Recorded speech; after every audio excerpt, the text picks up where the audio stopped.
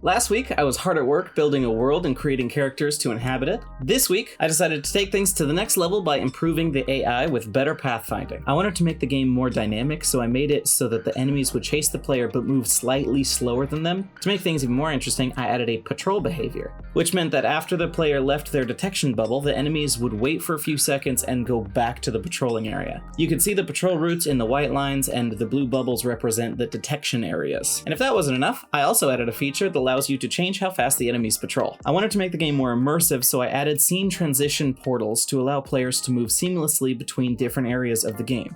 It took a while to perfect, but I finally created a test scene that connects back to the end of the first level. And with this feature, I plan to create a ton of different scenes for players to explore. Of course, a game isn't complete without some sort of progression, so I added a saving system made by these people. This means that when you go through a portal or press the save button, the game remembers certain things like the position of the characters and whether they're dead or not. I haven't added necromancy yet, so you won't have to worry about the enemies coming back to life after you load a save now that I tweaked some bugs. But what is an adventure game without weapons? That's right, I started adding weapons like a sword to the game, and that's not all I'm adding. I like to add a dagger, a bow, a club, and even some magic. I'm really excited to see how the game will turn out between what the course adds and what I'm adding, and I hope you are too. With all these new features, I can't wait to see how players react. Wish me luck!